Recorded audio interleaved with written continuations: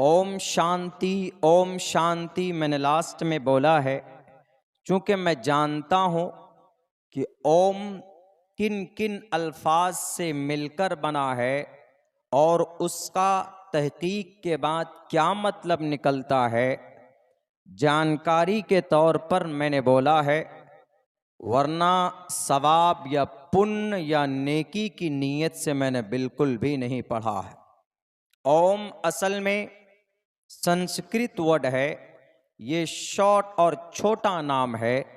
असल में है आकार मकार सकार, यानी विष्णु ब्रह्मा और शिव।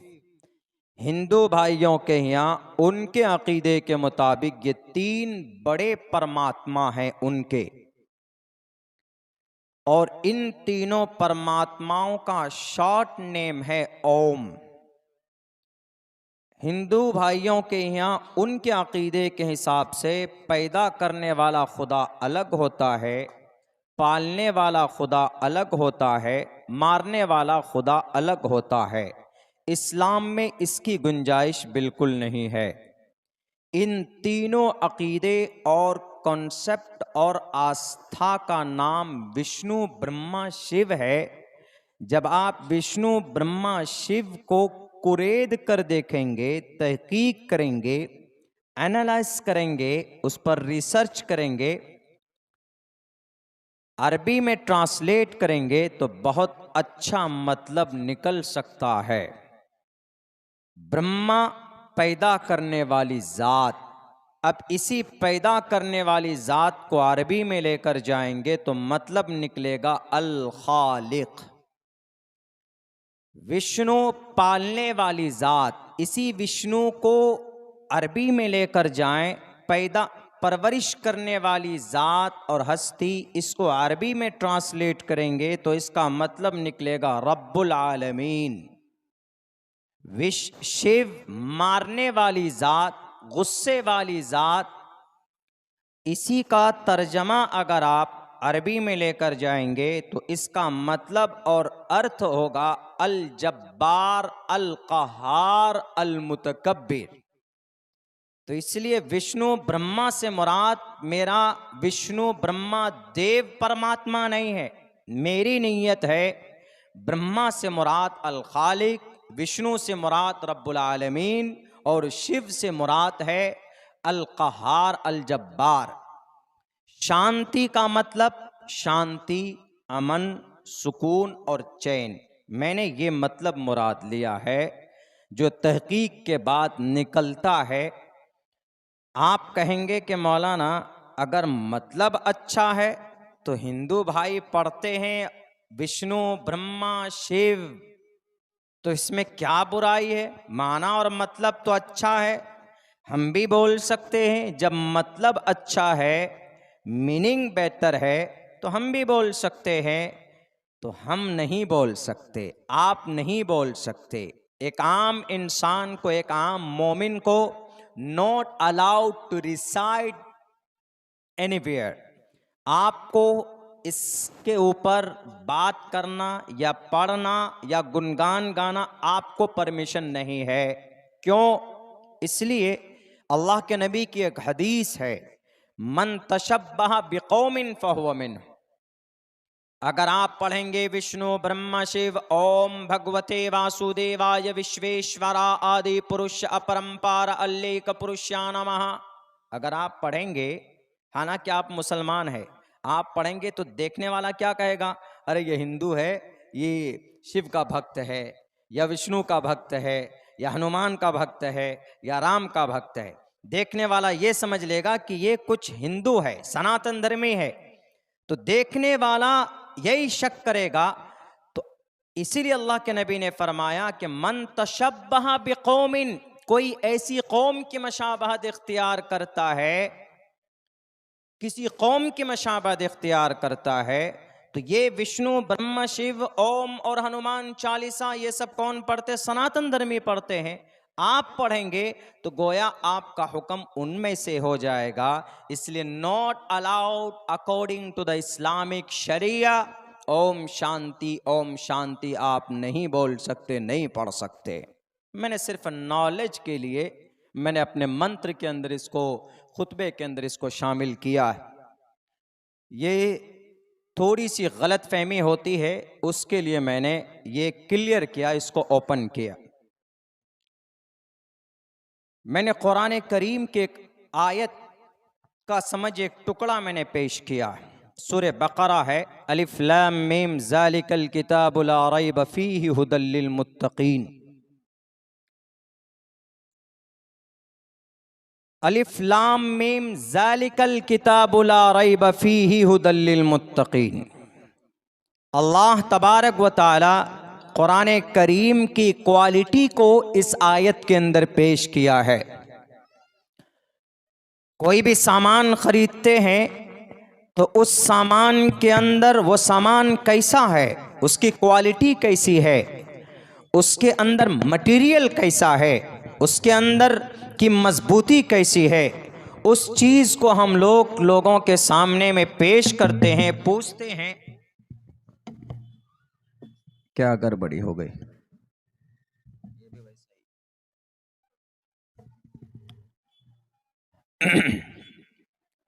तो अल्लाह तबारक व तआला ने अपने पाक कलाम कुरान करीम की क्वालिटी बयान की है। अलिफ लाम मीम ज़ालिकल किताबु ला रैब फीह। ये ऐसी किताब है, इसमें ज़र्रा बराबर शक की गुंजाइश नहीं है। यानी आप इस कुरान में, इस किताब में किसी भी तरह की कोई शक या किसी भी तरह की कोई आपत्ति आपको इस कुरान में नहीं मिल सकता। ये कुरान क्या है?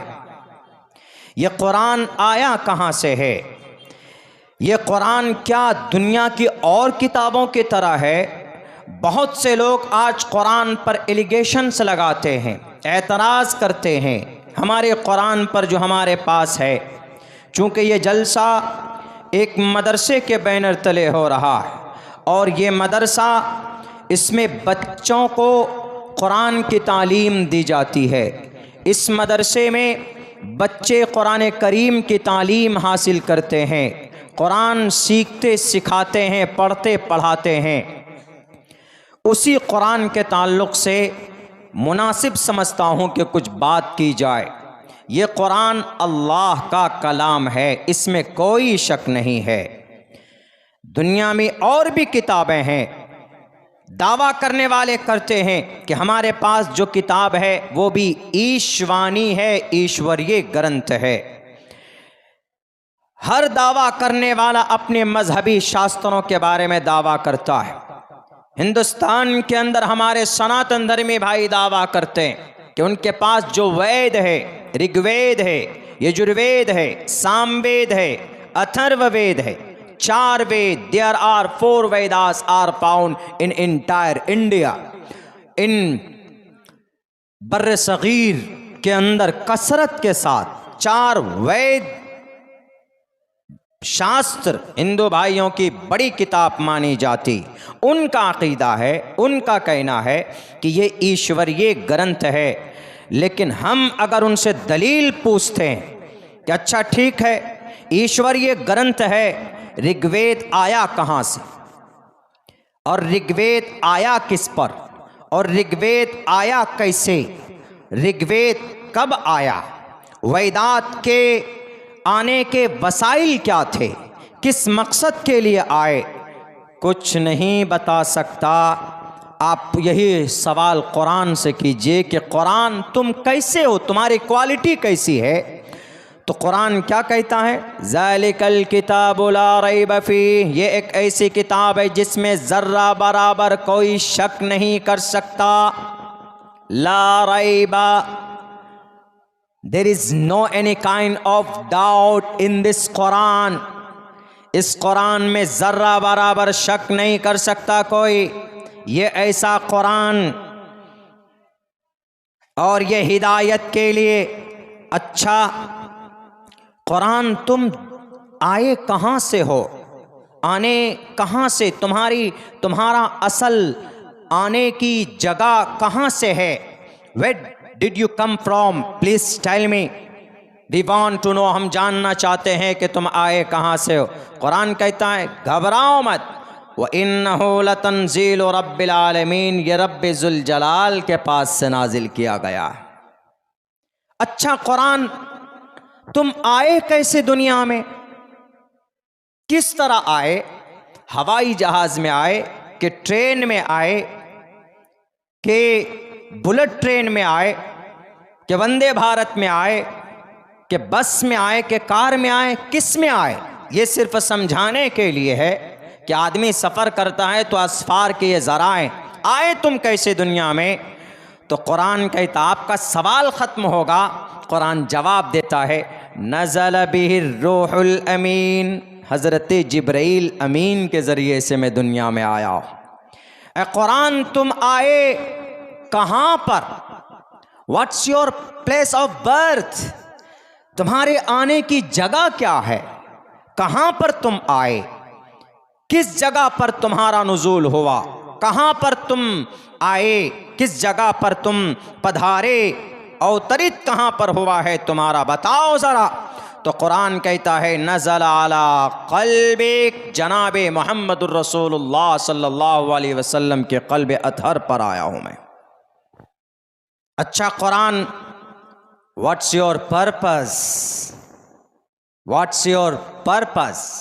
तुम्हारा मकसद क्या है इस दुनिया में आने का, बताओ ज़रा। दुनिया वाले एतराज़ करते हैं कि ये कुरान जिहाद के लिए आया, दुनिया वाले कहते हैं कि ये कुरान कत्ल करने आया, दुनिया वाले कहते हैं कि इस कुरान में जुल्म की बातें कही गई, दुनिया वाले कहते हैं कि इस कुरान के अंदर खुराफात है, दुनिया वाले अपनी लिटरेसी जहालत की वजह से कहता है कि कुरान से 24 आयतों को निकाल दो। ए कुरान, क्या ऐसा कुछ है? ए कुरान ज़रा बताओ तुम्हारा आने का मकसद क्या है, किस लिए आए तुम दुनिया के अंदर? तो कुरान सूरह बकरा में कहता है हुदल लिल मुत्तकीन, मैं डरने वालों के लिए हिदायत हूँ। लेकिन कुछ अनपढ़ लोग, कुछ जाहिल लोग, जानते नहीं समझते नहीं, तो फ़ौरन एतराज़ करता है कि अच्छा जो अल्लाह से डरता उसी के लिए हिदायत है, लेकिन जो डरता नहीं, जो चोर है, जो डाकू है, जो अधर्मी है, जो डिसबिलीवर है, जो पैगन है, मुशरिक है, काफिर है, नास्तिक है, जो कुरान से अल्लाह से नहीं डरता है, तो क्या यह कुरान उसके लिए हिदायत नहीं है? आगे मैंने आयत पढ़ी थी आपके सामने, कुरान कहता है कि नहीं नहीं, सिर्फ डरने वालों के लिए हिदायत नहीं, बल्कि मैं तो तमाम इंसानों के लिए हिदायत बनाकर भेजा गया हूँ। शहरु रमज़ान अल्लज़ी उन्ज़िल फ़ीहिल क़ुरआन हुदल लिन्नास, मैं तमाम मानव जाति, तमाम मानव के लिए मैं हिदायत बनाकर भेजा गया।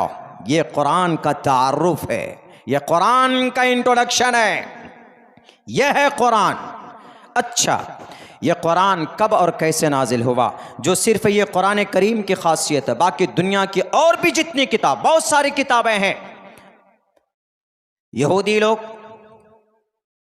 क्रिश्चियन लोग, यहूदी हज़रत मूसा के मानने वाले, क्रिश्चियन हज़रत ईसा को मानने वाले, तफसील से नहीं इशारतन बताता चलूँगा, उनके पास भी किताबें हैं, उनके पास भी ग्रंथ है, उनके पास भी ईश्वरीय अल्लाह के तरफ से नाजिल की गई किताब है, लेकिन वो किताब सही शक्ल में नहीं, बदल दी गई।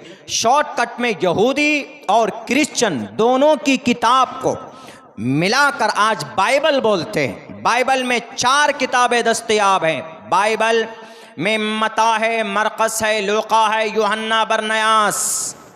उन किताबों के अंदर तब्दीली होगी, बदल दी गई। उन किताबों की हिफाजत नहीं हो सकी, उनके पढ़ने वालों ने उनकी किताबों के अंदर कमी और ज़्यादती किए, उनके अंदर अपने अपने मन के मसाइल पैदा कर दिए। जो मसाइल अल्लाह के तरफ से थे उनको निकाल दिया और अपनी ख्वाहिश के मुताबिक मसाइल उसके अंदर ऐड कर दिया गया। टैक्स के अंदर कमी बेशी कर दी गई। ऋग्वेद है, यजुर्वेद है, सामवेद है, अथर्ववेद है, उनके बाद आइए हिंदू भाइयों की किताब पुराण है, भविष्य पुराण, कल के पुराण, मत्स्य पुराण, भागवत पुराण, शिव पुराण, गुरु पुराण है। कहाँ से आया? ईश्वरीय ग्रंथ है। किसके ऊपर आया? कुछ पता नहीं, बस वेद व्यास जी ने इसको जमा किया है। वेद व्यास जी ने, और शास्त्रों के अंदर तब्दीली है। हमारा कुरान वो है जो बदला भी नहीं है। ये कुरान 2 मरतबा नाजिल हुआ। फी लौहिम महफूज, कुरानुम मजीद फी लौहिम महफूज। 2 मरतबा ये कुरान नाजिल हुआ। एक मरतबा लौहे महफूज से अल्लाह तबारक व ताला ने बैत मामूर पर नाजिल किया इस कुरान को। लौहे महफूज में कुरान मौजूद है। अगर आज दुनिया के अंदर ये शराबी, ये कबाबी, अय्यास, ये दीन इस्लाम के दुश्मन, ये एनिमी ऑफ इस्लाम, जो मुसलमान और शरीयत को ख़त्म करना चाहते, अगर ये कुरान को मिटा दें, दुनिया से कुरान के मुसव्वदे को जला दें, कुरान नहीं मिट सकता। उसकी वजह क्या है मैं बताऊंगा आपको अखबी आखिर में। अल्लाह ने कुरान को लोहे महफूज से बैत मामूर पर, बैत मामूर क्या है? बैत मामूर जो काबतुल्लाह है, उसी के ऊपर 7वें आसमान में एक इबादत की जगह है, फरिश्ते इबादत करते हैं। अल्लाह ने लोहे महफूज से वहाँ पर कुरान को उतारा एक वक्त में, और वहाँ से कुरान ज़रूरत पड़ने पर वहाँ से हज़रत जिब्राईल के ज़रिए 23 साल की मुद्दत में मुहम्मदुर रसूलुल्लाह सल्लल्लाहु अलैहि वसल्लम के ऊपर नाजिल किया गया। 23 साल लगे पूरे कुरान को आसमान से लेकर ज़मीन पर आने में। कभी 10 सूरत, कभी 1 सूरत, कभी 3 सूरत, कभी 4 सूरत। जब जब ज़रूरत पड़ता अल्लाह तबारक व ताला कुरान करीम को नाजिल फरमाते। किस लिए? इंसानों के भलाई के लिए। Allah send down to earth and to teach the people what is wrong, what is right. ए दुनिया के इंसानों, तुम्हें मैंने भेजा है शराब पीने के लिए नहीं, तुम्हें मैंने भेजा है अय्याशी करने के लिए नहीं, तुम्हें मैंने दुनिया में भेजा है शिरक करने के लिए नहीं, तुम्हें मैंने दुनिया में भेजा है बुरे काम के लिए नहीं, बल्कि अपनी इबादत के लिए भेजा है। दुनिया में तुमको कब क्या करना है, क्या नहीं करना है, इसीलिए अल्लाह तबारक व ताला ने इस कुरान करीम को आखिरी नबी मुहम्मदुर रसूलुल्लाह सल्लल्लाहु अलैहि वसल्लम को अब से 1458 साल पहले कुरान करीम को नाजिल करना शुरू किया, और 23 साल के कलील मुद्दत में पूरा कुरान 30 पारे का, जिनके अंदर 3 लाख अल्फाज हैं, कुछ ज़्यादा 6666 आयतें हैं। और बच्चे मदरसे में उसी कुरान को पढ़ते हैं। कुछ बच्चे तो 3 साल में, कुछ बच्चे 3 महीने में, कुछ बच्चे 6 महीने में, कुछ बच्चे 7 महीने में कुरान करीम को अपने सीने में महफूज कर लेते। यह अल्लाह का फजल है, यह अल्लाह के तरफ से एक मौजज़ा है कुरान। और ये वो कुरान है, ये वो कुरान है जिसके पढ़ने पर सवाब, जिसको सुनने पर सवाब। अभी कारी साहब कितनी अच्छी तिलावत कर रहे थे, खामोशी से सुन, सब कोई सुन रहा था। दुनिया के अंदर तन्हा एक ऐसी किताब है, वाहिद किताब है, जिसको सबसे ज़्यादा बड़े सहल और आसान अंदाज में रिमेंबर बाय हार्ट ज़ुबानी याद की जाती है पूरी दुनिया में। कोई और किताब याद नहीं की जाती, बाइबल नहीं याद की जाती, ऋग्वेद को कोई याद नहीं कर सकता, रामायण को कोई याद नहीं कर सकता। बड़े नाम तो लेते हैं, श्री रामचंद्र जी के मरने और काटने पर तुल जाते हैं हमारे श्री रामचंद्र जी के मानने वाले नौजवान। ज़रा बताए एक मंत्र पढ़कर, नहीं बता सकते वो। ज़रा बताए रामचरितमानस का पाठ करके, नहीं बता सकते। जरा बताए वाल्मीकि रामायण के अंदर किसने श्लोक कितने मंत्रा है? नहीं बता सकते। मोहब्बत तब हो ना जब आपको पूरी किताब आपके सीने में हो, आपके दिमाग में हो। हमें हमारे कुरान से मोहब्बत है तो बोलो कहाँ पर? अब्दुल्ला सालिम खड़ा होकर सुनाएगा, because I remember by heart from the beginning to the end. मैंने पूरा कुरान करीम को 11 साल की उम्र में हिफ्ज किया था। और भी बहुत सारे हुफ्फाज हैं जो कुरान को आसानी के साथ जुबानी याद कर लेते हैं। पूरी दुनिया के अंदर सिर्फ कुरान एक ऐसी किताब है जिसको आसानी के साथ, बड़े आसानी के साथ ज़बानी बच्चे याद कर लेते हैं। कोई दिक्कत, कोई परेशानी भी नहीं होती। और याद करके ऐसे नहीं बल्कि मरते दम तक याद रखते। रमज़ान में, तरावी में 10 दिन में, कहीं 15 दिन में, कहीं 20 दिन में, कहीं 27 दिन में पुरसुकून अंदाज में पूरा कुरान पढ़ा जाता है। इस वक्त, मौजूदा वक्त में 7.5 लाख से कहीं ज़्यादा हुफ़्फ़ाज़ किराम भारत के अंदर पाए जाते हैं, कुरान करीम के हाफिज जिनके सीने में कुरान मौजूद है। बताओ दुनिया कौन सी किताब है जो ज़ुबानी याद की जा सकती है? कोई किताब याद नहीं की जा सकती। सिर्फ ये कुरान है, ये मौजज़ा है जो याद की जाती है। क़यामत तक ये कुरान, इसके पढ़ने वाले, इस पर अमल करने वाले मौजूद होंगे, क्योंकि दुनिया का गाइडलाइन, दुनिया के अंदर मशाले राह अल्लाह तबारक व ताला ने जो संविधान इंसान को दिया है वह कुरान की शक्ल में है, इंसानों की कामयाबी और इंसानों की भलाई के लिए। वो लोग नहीं जानते, नहीं समझते, सिर्फ यही है कि नहीं कुरान के अंदर ये आयत गलत है, इस आयत के अंदर ये बात गलत कही गई है, इस आयत में तो 4 शादी का जिक्र है, इस आयत में तो औरत को निस्फ़ हिस्सा मिल रहा है, इस आयत के अंदर तो अब मारने की बात कही गई है, इस आयत के अंदर तो जंग की बात कही गई है। पागल हैं वो, बेवकूफ़ हैं जो समझते नहीं हैं, पढ़ते नहीं हैं। अगर तुमको रियलिटी जानना है तो कुरान को पढ़ो, कुरान को समझो। कोई आयत समझ में ना आए तो 10 आयत पीछे से पढ़ो। वहाँ समझ में ना आए तो हमारे उलमा के पास जाओ, मुफ्ती यहया साहब के पास जाओ, तब तुम्हें बताएंगे कि कुरान करीम की इस आयत का क्या मतलब है। ज़ाहिरी देखकर फैसला कर लेना नहीं।